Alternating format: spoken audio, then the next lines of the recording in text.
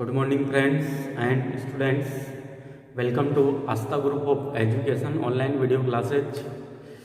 दोस्तों, पिछले video lectures के दौरान हम कुछ पुष्प से रिलेटेड या जो कुछ शब्दावली की या टेक्सोनोमिक जो टर्मिनोलॉजी थी उसकी स्टडी कर रहे थे, जहाँ पर हमने पुष्प के 3 चक्रों का अध्ययन किया था। एक तो बाह्य दलपुंज, एक दलपुंज और एक परिदलपुंज।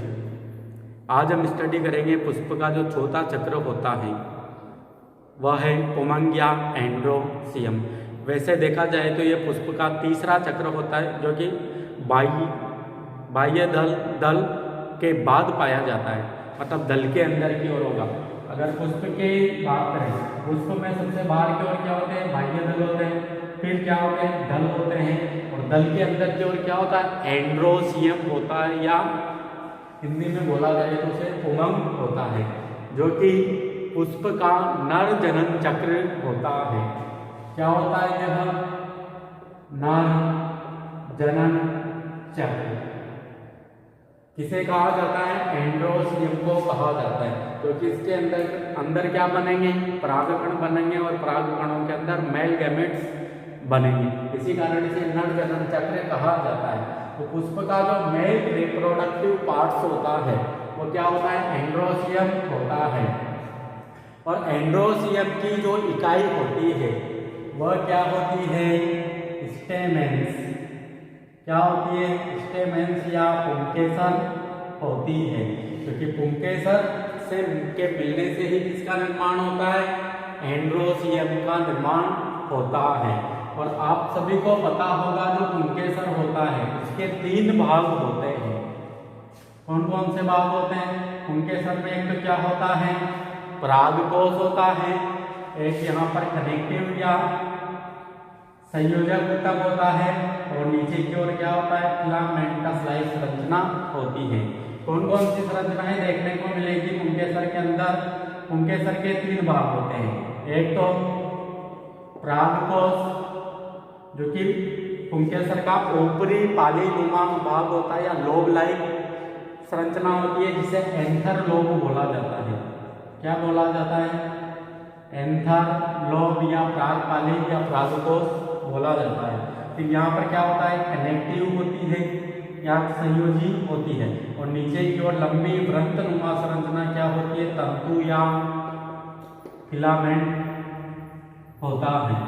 और पुंकेसर को किससे रिप्रेजेंट किया जाता है? पुंकेसर को रिप्रेजेंट किया जाता है ऐसे, और पुंकेसर से मिलने से ही किसका निर्माण होता है? एंड्रोसियम का निर्माण होता है। तो अगर एंड्रोसियम को हमें रिप्रेजेंट करना है तो किस प्रकार करेंगे? ANC से रिप्रेजेंट किया जाता है। अब जो ये पुंकेसर है, पुष्प में जो पुंकेसरों का जो चक्र है या पुष्प का जो तीसरा चक्र है वह क्या है? एंड्रोसियम है। अब उस चक्र में जो पुंकेसर पाए जाते हैं यह आपस में जुड़े हुए भी हो सकते हैं और पृथक पृथक भी रह सकते हैं। तो इस आधार पर एंड्रोसियम को 2 प्रकारों में बांटा जाता है। एक तो पॉलीएंड्रस कंडीशन, मतलब पृथक पुंकेसरी अवस्था। क्या बोला जाता है इसे? पृथक पुंकेसरी अवस्था। तो इस अवस्था में क्या होंगे? जो सभी पुंकेसर होंगे वह पृथक पृथक होंगे। जैसे एक पुंकेसर को जो दूसरी चक्र का जो दूसरा होगा वह थोड़ा अलग होगा, इससे जुड़ा हुआ नहीं होगा। इस अवस्था को कहा जाता है पॉलीएंड्रस कंडीशन या पृथक पुंकेसरी अवस्था। अगर मान लिया जाए एक ही चक्र के सदस्य आपस में जुड़े हुए हों, जिसे पुंकेसर आपस में जुड़े हुए हैं, गाइनोसियम का जो अंडक होते हैं वह आपस में जुड़े हुए हैं, या जो दल होते हैं वो आपस में जुड़े हुए होते हैं, तो उसे कहा जाता है सहसंजन। क्या कहा जाता है? सहसंजन कहा जाता है। अगर पुष्प के एक ही चक्र के सदस्य अगर आपस में जुड़े हुए हों तो उसे सहसंजन कहा जाता है। क्या कहा जाता है? सहसंजन कहा जाता है। जैसे हमने देखा था दल आपस में जुड़े हुए थे, तो इस व्यवस्था को कहा जाता है सहसंजन। अगर मान लिया जाए पुंकेसर आपस में जुड़े हुए हों, इस व्यवस्था को भी क्या कहा जाता है? सहसंजन कहा जाता है। एक ही चक्र के सदस्य आपस में जुड़े हुए हो उसे सहसंजन कहा जाता है। परंतु अगर एक चक्र के सदस्य दूसरे चक्र के सदस्यों के साथ जुड़े हुए हो, जैसे ये पुंकेसर दलों से जुड़े हुए हैं, यहाँ पर नीचे दलों से निकले हुए हैं, तो इस व्यवस्था को कहा जाता है आसंजन। एक ही चक्र के सदस्य आपस में जुड़े हुए हो उसे सहसंजन, अगर एक चक्र के सदस्य दूसरे चक्र के सदस्य से जुड़े हुए हो उसे आसंजन कहा जाता है। जैसे आपने देखा होगा दल लग्न पुंकेसर दलों से जुड़े हुए पुंकेसर, परिदल लग्न पुंकेसर परिदलों से जुड़े हुए पुंकेसर। तो इस प्रकार की व्यवस्था को आसंजन कहा जाता है। अब हम बात करते हैं सहसंजन की। सहसंजन का मतलब क्या होता है? एक ही चक्र के सदस्य अगर आपस में जुड़े हुए हो उसे सहसंजन कहा जाता है। अगर इस सहसंजन की व्यवस्था में अगर पुंकेसर आपस में जुड़े हुए हो या पुमंग के अंदर जो पुंकेसर पाए जाते हैं अगर वह आपस में जुड़े हुए हो तो उसे क्या कहा जाता है? गेमो एंट्रस कंडीशन कहा जाता है। और इसको रिप्रेजेंट करने का तरीका क्या है? ए, इसके नीचे एन और उसको ब्रैकेट में बंद कर दिया जाता है, क्योंकि एन यहाँ पर क्या है? पुंकेसरों की संख्या है, जो कि कोष्टक में लिखने पर क्या रिप्रेजेंट होता है उनसे कि पुंकेसर आपस में जुड़े हुए हो। तो इसे क्या कहा जाता है? गेमो एंट्रस कंडीशन या संयुक्त पुंकेसरी अवस्था। क्या कहा जाता है? संयुक्त पुंकेसरी अवस्था कहा जाता है। अब गेमो एंट्रस जो कंडीशन होते हैं यह भी कई प्रकार की होती है। जैसे हम बात करें केवल पुंकेसरों के जो भूतंतु होते हैं, जैसे ये पुंकेसर है, तो पुंकेसरों के अगर भूतंतु ही आपस में जुड़े हुए हो, क्या जुड़े हुए हो? केवल भूतंतु ही आपस में जुड़े हुए हो तो उस व्यवस्था को कहा जाता है संघीयता या एडेल्टिव। क्या कहा जाता है? संघीयता कहा जाता है। संघीयता में क्या होगा? पुंकेसरों के केवल भूतंतु ही या फिलामेंटी ही आपस में जुड़े हुए होंगे। और जो संघीयता होती है ये भी 3 प्रकार की हमें देखने को मिलती है। जैसे एक होती है मोनो एडेल्पस। कौन सी? मोनो एडेल्पस या एक संघीयता। अब मोनो एडेल्पस में क्या होगा? जो पुंकेसरों के जो भूतंतु है वह आपस में जुड़कर एक नलिकाकार संरचना का निर्माण करते हैं। जैसे आपने गुड़हल का जो पुष्प है जो कि मालवेसी फैमिली का मेंबर है, गुड़हल के पुष्प में आपने ऐसी लंबी नलिकाकार संरचना निकलती हुई देखी होगी। उसमें यहाँ पर क्या होते हैं? ऐसे पुष्प पुंकेसर लगे हुए रहते हैं, देखा होगा ये तो आपने। तो इसमें क्या होता है? ये पुंकेसरों के जो ये भूतंतु होते हैं ये आपस में जुड़कर एक नलिकाकार संरचना का निर्माण कर देते हैं। इस व्यवस्था को कहा जाता है एक संघीयता, मतलब एक ही ग्रुप में यह जुड़े हुए होंगे और एक नलिकाकार संरचना का निर्माण कर देंगे। और यहाँ के अंदर की ओर क्या होगा? इसका यहाँ पर गाइनोसियम होगा, मतलब अंडाशय वाला पोर्शन होगा और ऐसी पुंकेसरी नाल जैसी संरचना का निर्माण कर देंगे। मतलब ये ऐसी नलिकाकार संरचना बनेगी जो कि पुष्प से बाहर की ओर निकली हुई होगी और इस नलिकाकार संरचना को कहा जाता है पुंकेसरी नाल या स्टेमिनल ट्यूब। क्या कहा जाता है? पुंकेसरी नाल कहा जाता है। और ये व्यवस्था कैसी है? मोनो एडेल्पस, मतलब एक संघीयता, मतलब पुंकेसरों के भूतंतु आपस में जुड़कर केवल एक ही नलिकाकार संरचना बना रहे हैं या एक ही ग्रुप में जुड़े हुए हैं। अब इसमें जो संघीयता है इसमें दूसरी एक और व्यवस्था देखने को मिलती है जिसे कहा जाता है डाई एडेल्पस। क्या कहा जाता है? क्या कहा जाता है? डाई एडेल्पस या द्विसंघीयता। अब द्विसंघीयता में क्या होगा? पुंकेसरों के भूतंतु जुड़कर 2 ग्रुप का निर्माण करेंगे इसमें भी जुड़े तो क्या होंगे, पुंकेसरों के पुतंतु ही होंगे, परंतु वह दो ग्रुप में जुड़े हुए होते हैं। जैसे आपने देखा होगा जो कि मटर कुल के जो पादप होते हैं उनमें 10 पुंकेसर पाए जाते हैं। 10 पुंकेसरों में क्या होता है, 9 पुंकेसरों के पुतंतु तो आपस में जुड़कर एक ग्रुप बना लेते हैं। 9 पुंकेसरों के पुतंतु तो क्या होते हैं, आपस में जुड़े हुए रहते हैं, और जो एक पुंकेसर होता है वो पृथक होता है। मतलब पुंकेसरों के दो ग्रुप, पुमंग के दो ग्रुप यहाँ पर दिखाई देते हैं, 9 + 1, तो इसे कहा जाता है द्विसंगीयता या डाइएडेलपस। 9 पुंकेसरों के पुतंतु तो आपस में जुड़े हुए होंगे और एक पुंकेसर क्या होगा, पृथक होगा, इसे कहा जाता है डाइएडेलपस या द्विसंगीयता। अब कभी कभी ऐसा भी होता है कि जो पुंकेसरों के पुतंतु होते हैं वह कई ग्रुप्स में या कई समूह में जुड़े हुए रहते हैं। जैसे कुछ पुंकेसर होते, जैसे यहाँ पर देखना जो पुंकेसर होते हैं वह कई ग्रुप्स में यहाँ पर हमें दिखाई देते हैं। जैसे कुछ 4 पुंकेसरों ने एक ग्रुप बना लिया, 3 ने एक ग्रुप बना लिया, फिर 4 या 5 ने एक ग्रुप बना लिया, और पुंकेसरों के पुतंतु क्या है, इनके आपस में जुड़े हुए हैं। इस व्यवस्था को कहा जाता है पॉलीएडेल्पस या बहुसंगीयता।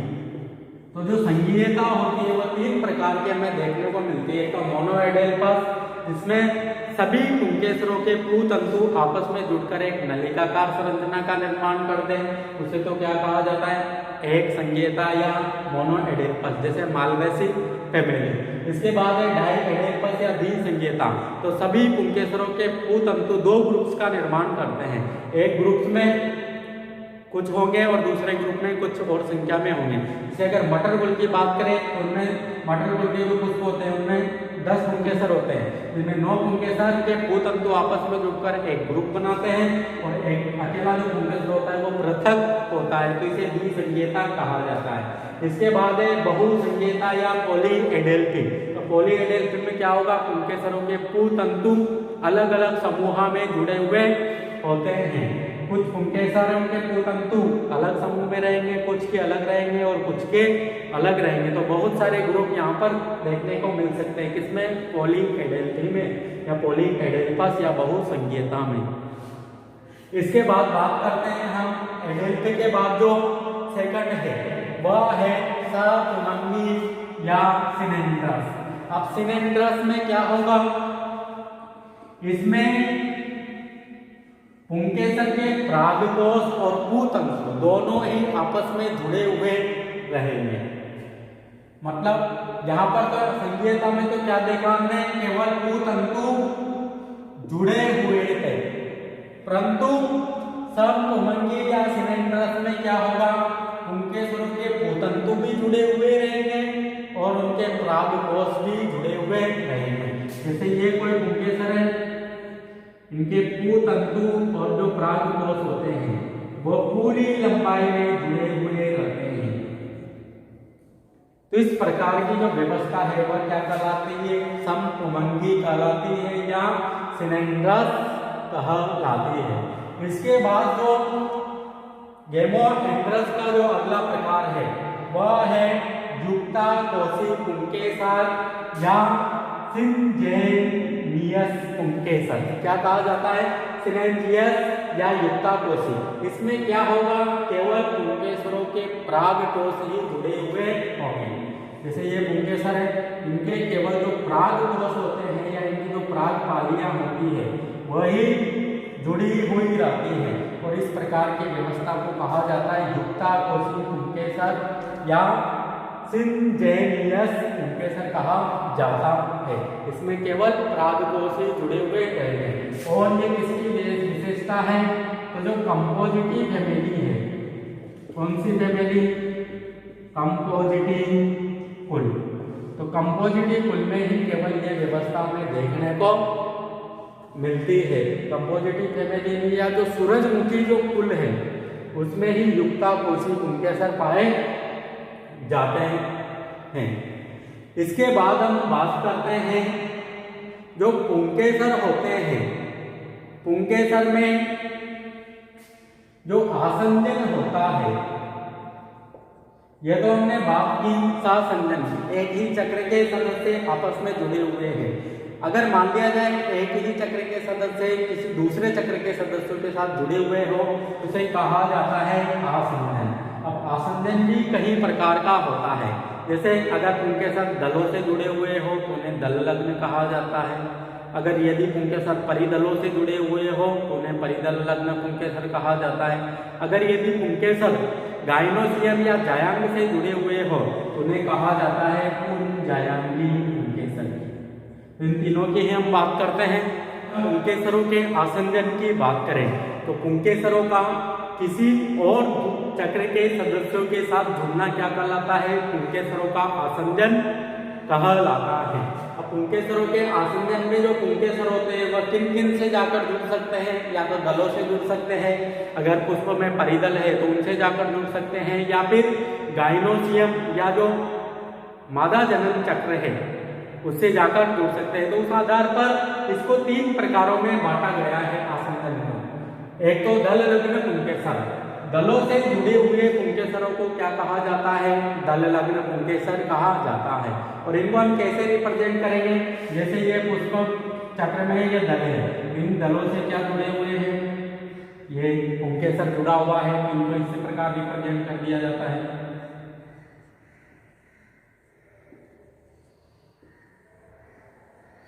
तो यहाँ पर इस प्रकार इनको हम रिप्रेजेंट कर सकते हैं। इसी प्रकार अगर पुंकेसर परिदलों से जुड़े हुए हैं तो इन्हें क्या कहा जाता है? परिदल लग्न पुंकेसर या एपिफाइलोस। और अगर पुंकेसर गाइनोसियम से जुड़े हुए हैं तो उसे क्या कहा जाता है? पुंजायांगी या गाइनेंड्रस पुंकेसर। पुंकेसर कहाँ से जुड़े हुए होंगे? जायांग से जुड़े हुए होंगे, इसे क्या कहा जाता है? पुंजायांगी पुंकेसर कहा जाता है। अब आपने देखा होगा जो केलोट्रोपिस जो प्रोसेरा होता है या जो आंकड़ा होता है उसमें क्या होता है? पुंजायांगी पुंकेसर पाए जाते हैं। उसमें जो पुंकेसर पाए जाते हैं वो किससे जुड़े हुए होते हैं?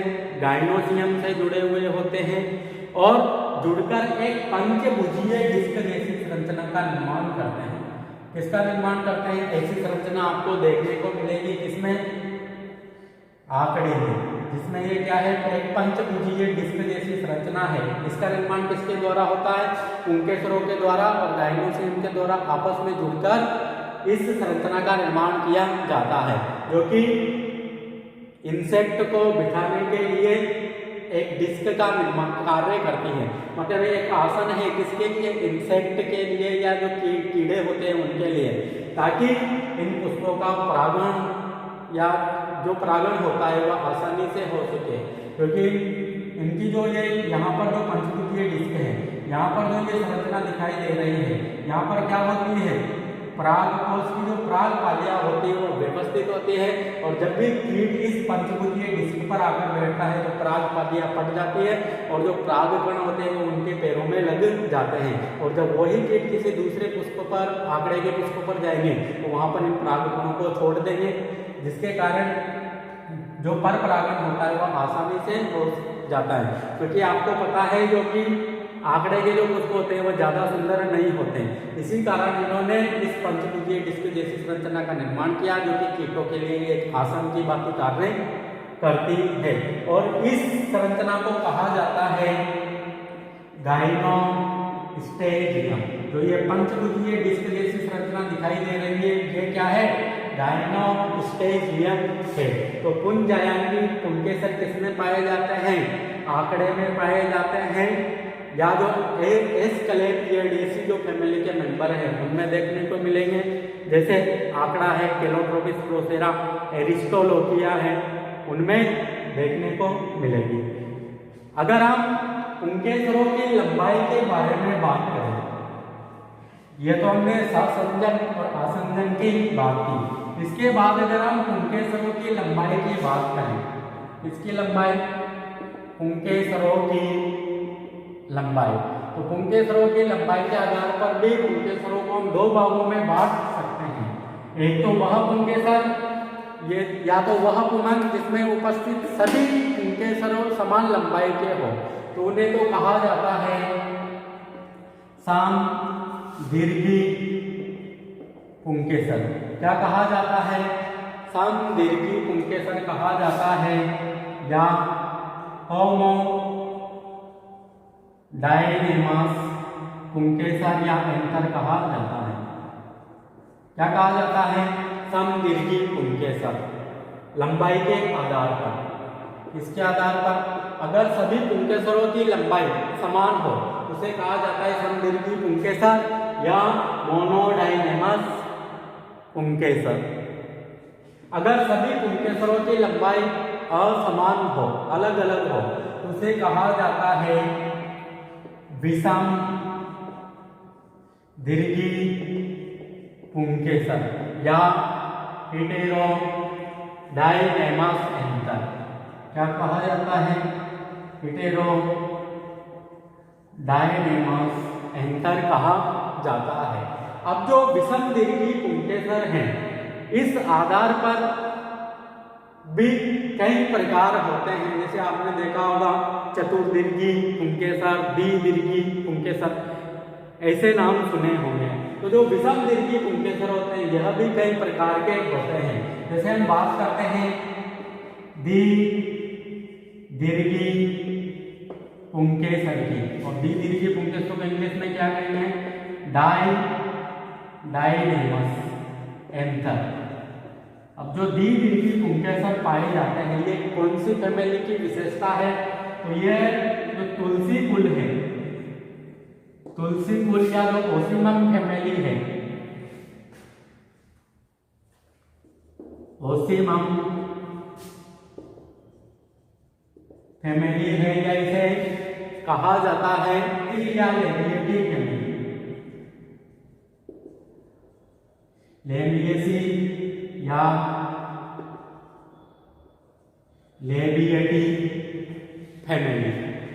जो तुलसी जो पादप है, जो तुलसी है, और कौन सी फैमिली का मेंबर है? लेबिएटी या लेबिएसी फैमिली का मेंबर है। और तुलसी का बॉटनिकल नेम क्या है? ओसिमम सेंटेनम, ओसिमम सेंटम, ये उसका बॉटनिकल नेम है। तो तुलसी कुल में द्विदीर्घी प्रकार के पुंकेसर पाए जाते हैं। उसमें क्या होता है? 4 पुंकेसर पाए जाते हैं तुलसी में। कितने पुंकेसर? 4 पुंकेसर। इन 4 पुंकेसर में 2 पुंकेसर तो कैसे होंगे? बड़े होंगे, और 2 कैसे होंगे? छोटे होंगे। इस व्यवस्था को कहा जाता है द्विदीर्घी, मतलब 2 पुंकेसर कैसे हैं? बड़े हैं और 2 छोटे हैं। इसको कहा जाता है द्विदीर्घी पुंकेसर। 2 पुंकेसर लंबाई में कैसे होंगे? बड़े होंगे, और 2 कैसे होंगे? छोटे होंगे। और एक प्रकार और है इसका विषम दीर्घी पुंकेसर का, वह क्या है? चतुर्दीर्घी पुंकेसर। अब चतुर्दीर्घी पुंकेसर में क्या होगा? पुंकेसरों की जो संख्या होगी वह कितनी होगी? 6 होगी। इन 6 पुंकेसरों में से जो 4 पुंकेसर होंगे वह तो लंबाई में, जो 4 पुंकेसर होंगे वह तो कैसे होंगे? बड़े होंगे, और जो 2 पुंकेसर होंगे वह कैसे होंगे? लंबाई में छोटे होंगे। और इस व्यवस्था को कहा जाता है चतुर्दीर्घी पुंकेसर, चतुर्दीर्घी व्यवस्था। और ये किसमें पाई जाती है? एक तो सरसों में देखने को मिलेगी हमें, सरसों जो कुल होता है उसमें क्या होते हैं? चतुर्दीर्घी पुंकेसर पाए जाते हैं, या इसे कुर्सीफेरी फैमिली का जो मेंबर है। कुर्सीफेरी फैमिली में क्या होते हैं? चतुर्दीर्घी पुंकेसर पाए जाते हैं। 4 पुंकेसर कैसे होंगे? बड़े होंगे, 2 छोटे होंगे। और जो ये 2 छोटे होंगे ये तो किस ओर होंगे? बाहर की ओर होंगे। जैसे ये 2 तो बाहर की ओर है, और जो 4 बड़े हैं वो कहाँ पर है? अंदर की ओर है। तो इस व्यवस्था को कहा जाता है चतुर्दीर्घी व्यवस्था, जो कि कुर्सीफेरी फैमिली के मेंबर्स में देखने को मिलती हैं। तो ये बात की हमने पुंकेसरों की लंबाई। अब पुंकेसरों की लंबाई के बाद हम दो टर्म और यहाँ पर यूज करते हैं इनकी लंबाई के बेसिस पर। एक तो है इंसर्टेड और एक है एक्सर्टेड। क्या है इंसर्टेड? इसे हिंदी में कहा जाता है नी विस्ट। क्या कहा जाता है? नी विस्ट। अब इसका मतलब क्या होता है? इसमें क्या होता है, जो पुंकेसर होंगे उनकी जो लंबाई होगी वह क्या होगी? छोटी होगी। किसके कंपैरिजन में? दलों के कंपैरिजन में। इसी कारण जो ये पुंकेसर होंगे वे दलों से छोटे होते हैं और पुष्प के अंदर ही रहते हैं। तो जो पुंकेसर होंगे वह कैसे होंगे? दल पुंज से या दलों से छोटे होंगे। और एक टर्मिनोलॉजी और इस्तेमाल की जाती है जिसको कहा जाता है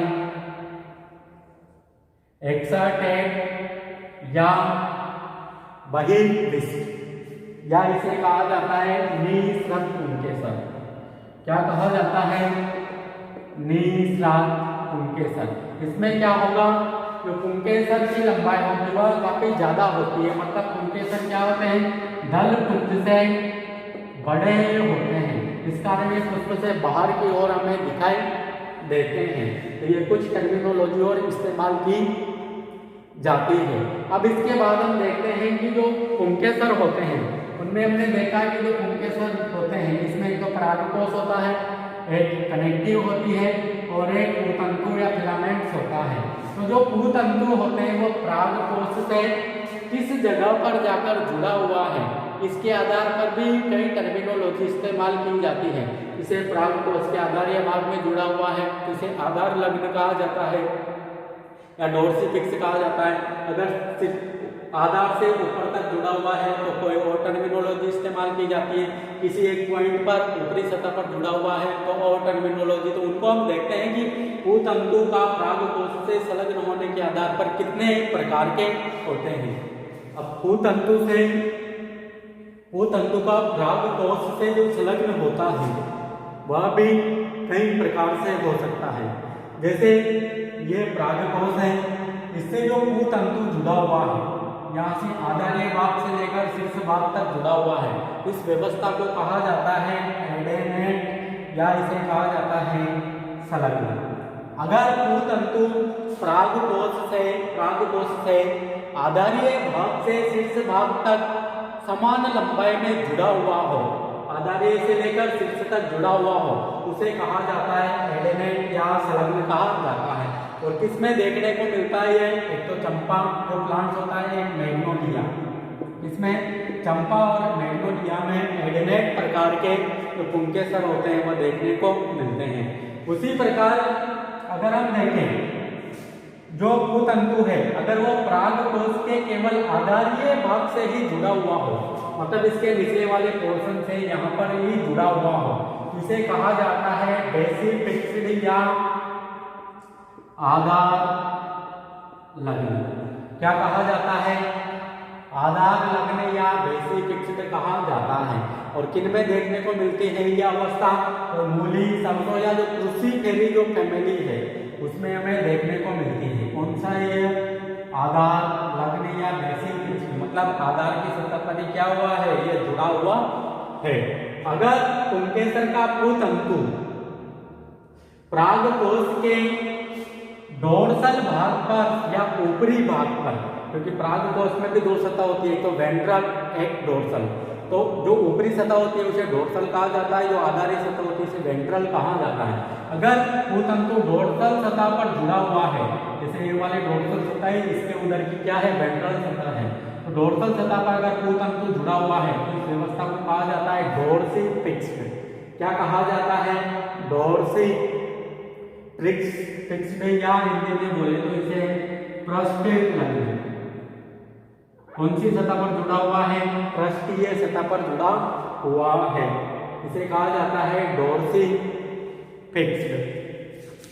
अगर पूतंतु परागकोश के पृष्ठ सतह पर केवल एक ही बिंदु पर जुड़ा हुआ हो, मतलब जो ये परागकोश होता है ये हिल डुल सकता है इधर उधर, तो इस व्यवस्था को कहा जाता है वर्सेटाइल या इसे कहा जाता है मुक्त दोली। मुक्त धोली का मतलब इधर उधर ये हिल डुल सकता है। इसमें क्या होगा, पुतंतु परागकोश की डोर्सल सतह पर केवल एक पॉइंट पर यहाँ पर जुड़ा हुआ होगा और यह आपस में हिल इधर उधर हिल डुल सकता है, इसी कारण से मुक्त धोली या वर्सेटाइल कहा जाता है। और ये कौन सी फैमिली में देखने को मिलता है, तो ये व्यवस्था ग्रेमिनी फैमिली में देखने को मिलती है, क्योंकि घास फैमिली है, जैसे गेहूं है, मक्का है, बाजरा है, उनमें वर्सेटाइल या मुक्त धोली प्रकार के पुंकेसर में देखने को मिलेंगे। और पृष्ठ लग्न पुंकेसर कहाँ पर देखने को मिलेंगे, एक तो जो मालवेसी फैमिली है उसमें पृष्ठ लग्न पुंकेसर या डोर्सेट पुंकेसर में देखने को मिलेंगे। तो ये था पुतंतु का परागकोश से संलग्न होना। किसका, पुतंतु का परागकोश से संलग्न 4 प्रकार से हो सकता है। एक तो संलग्न मतलब एडेनेट, एक आधार लग्न, एक पृष्ठ लग्न और एक मुक्त धोली प्रकार से। अब कुछ और टर्मिनोलॉजी है जिसमें हमें यह देखना है कि जो पुंकेसर होते हैं उनके कितने चक्र हैं। अधिकांश पुष्पों में तो केवल पुंकेसरों का एक ही चक्र होता है, कभी कभी 2 भी होते हैं।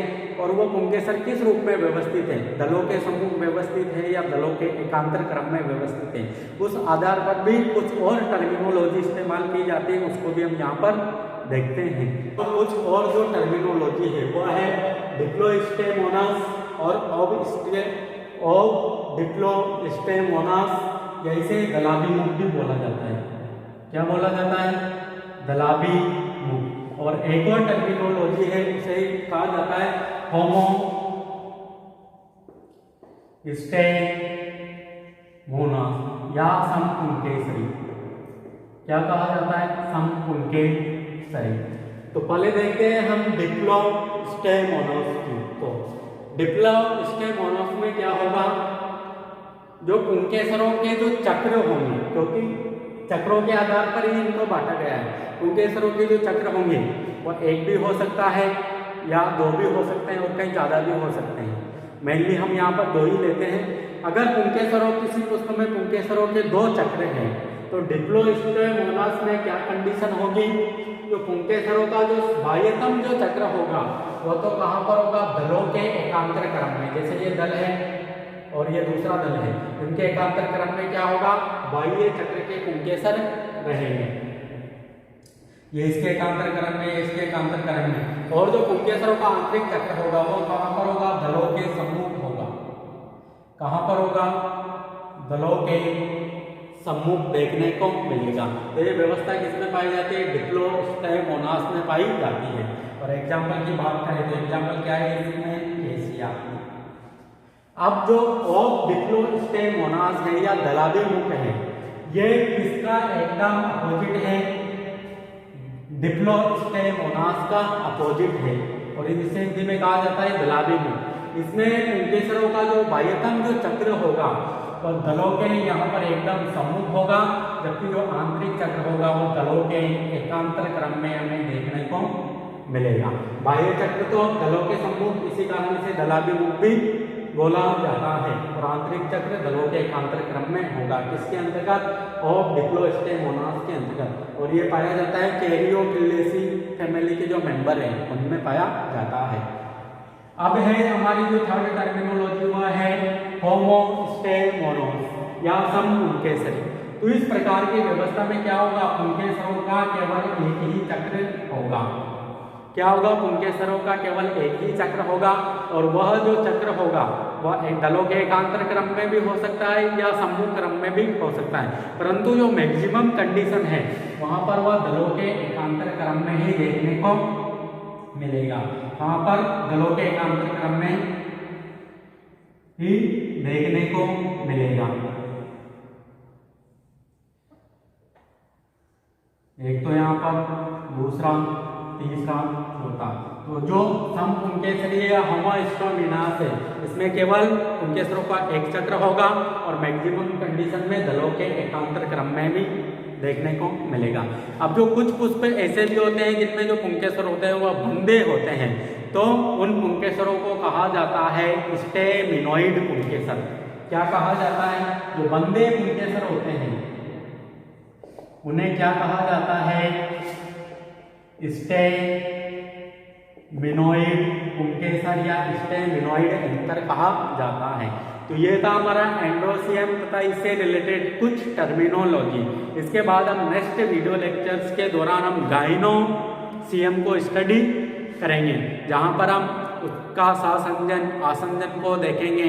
उसमें भी गाइनोसियम में भी 3 पार्ट्स होते हैं, एक तो उसका वृत्तिकाग्र, वृत्तिका और अंडाशय होता है। अंडाशय भी आपस में जुड़े हुए हो सकते हैं, वृत्तिका वाला पोर्शन भी या वृत्तिकाग्र वाला पोर्शन भी जुड़ा हुआ हो सकता है, या तीनों ही जुड़े हुए हो सकते हैं। इस आधार पर भी हम उनको डिवाइड करेंगे और उसमें जितने भी जो टर्मिनोलॉजी है वो इस्तेमाल की जाती है उनको हम डिस्कस करेंगे। तब तक के लिए आप सभी को धन्यवाद।